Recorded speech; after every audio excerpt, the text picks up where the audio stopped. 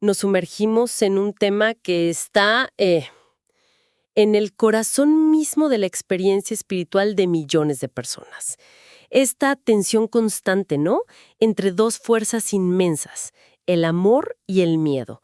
Y para guiar esta conversación tenemos un ensayo que me pareció brillante de Luis Alberto Carella Santiago, que se titula La teología del amor versus la teología del miedo. El objetivo, bueno, es entender cómo estas dos fuerzas no solo coexisten, sino que a menudo compiten, luchan por definir la fe. Y la pregunta que plantea el autor es muy directa y, la verdad, un poco incómoda. ¿Cuál de las dos está en el corazón del mensaje evangélico? Porque al final la respuesta define qué tipo de creyentes somos, qué iglesias formamos y, sobre todo, qué imagen de Dios le estamos mostrando al mundo. Sí, y el autor, la verdad, no se anda con rodeos. Desde el principio, él sostiene que en amplios sectores del cristianismo hoy, especialmente en la predicación más popular, el miedo como que ha desplazado al amor. Su tesis es fuerte. El evangelio no es una alarma, sino una reconciliación. No empieza con un huye, sino con un ven. Y ese simple cambio, bueno, lo cambia todo. Bueno, vamos a desglosar esto porque es un planteamiento muy potente. El ensayo nos lleva primero a la base, a los textos clave, y presenta dos pasajes del Nuevo Testamento que son, como el día y la noche cuando los pones juntos. Por un lado tenemos 1 Juan 4:18. El amor perfecto expulsa todo temor. Si tenemos miedo es por temor al castigo. Y en la otra esquina, digamos, está 2 Corintios 5:19 que dice: pues Dios estaba en Cristo reconciliando al mundo consigo mismo. Lo fascinante aquí es el contraste. Juan presenta el miedo como un síntoma de una relación que todavía no está completa, una que está ligada al castigo. O sea, no es la base de la fe. Exacto, no es la base, es algo que el amor debe expulsar. Y Pablo, por su parte, define el Evangelio no como una advertencia, sino como un acto ya consumado por Dios. El eje de la fe se desplaza completamente. Ya no se trata de un futuro que debemos evitar, sino de una relación que hemos sido invitados a recibir. Entiendo. Pero, a ver, ¿y la figura de Jesús? Porque es verdad que él habló del juicio. Hay advertencias muy serias en sus palabras. Claro, y el ensayo no lo evita. Reconoce esas advertencias, pero las pone en su contexto. El autor las llama sobriedad profética. Y fíjate que las advertencias más duras de Jesús se dirigían principalmente a líderes religiosos endurecidos, a sistemas injustos. no a la gente común. No, para nada. No eran una herramienta de manipulación emocional para la gente de a pie. Claro, de hecho, su tono dominante era una invitación. El ensayo cita Mateo 11:28 que es tan conocido. Vengan a mí todos los que están cansados y llevan cargas pesadas. Es que ahí está. Y esto se conecta con la idea de la transformación. El ensayo cita Romanos 2.4, que pregunta, ¿no ves que su bondad es para guiarte al arrepentimiento? El punto del autor es clave. El miedo puede advertir, puede frenar una conducta, sí, pero solo la bondad y el amor de Dios pueden sanar y transformar a una persona de verdad, desde adentro. Aquí es donde esto se pone realmente interesante, cuando pasamos a las aplicaciones modernas.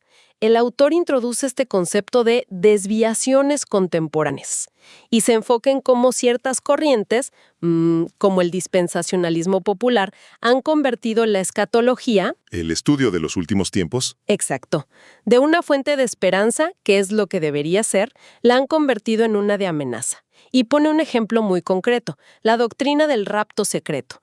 Explica cómo, según él, esta idea funciona como una pedagogía emocional. Me encantó esa frase. Es que es potentísima, porque analiza no tanto si es bíblico o no, que es otro debate, sino cómo funciona a nivel emocional.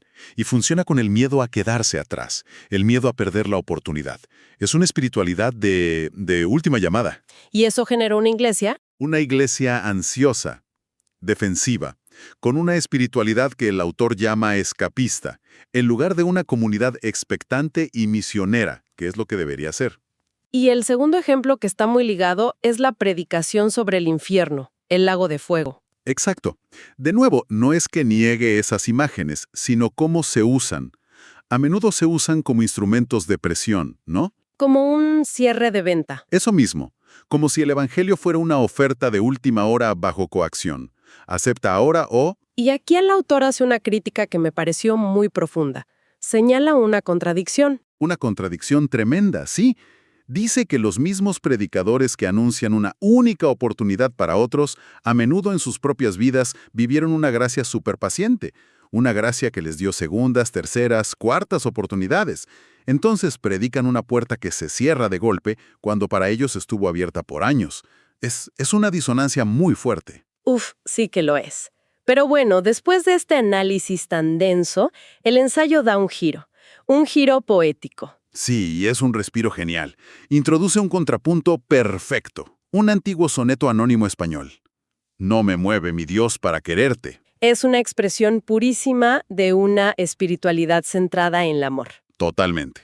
Resume la esencia del poema citando sus versos más importantes. La motivación no es el cielo prometido ni el infierno temido. Entonces, ¿qué es lo que mueve? Lo que mueve es ver a Cristo clavado en una cruz y escarnecido. La motivación no es mi recompensa o mi castigo, sino la revelación de su amor en la cruz. El autor explica que el poema no niega el cielo o el infierno, pero los descentra, les quita el protagonismo. ¿Pasa de una espiritualidad de cálculo eterno? Exacto, a una de entrega agradecida. Este poema, dice el autor, resume doctrinalmente lo que dice 1 Juan 4:19. El amor de Dios es primero y genera la respuesta humana. Nosotros amamos porque Él nos amó primero. Entonces, ¿qué significa todo esto en la práctica? Porque el ensayo no se queda solo en la teoría. Propone retos, acciones. Sí, y eso es lo bueno.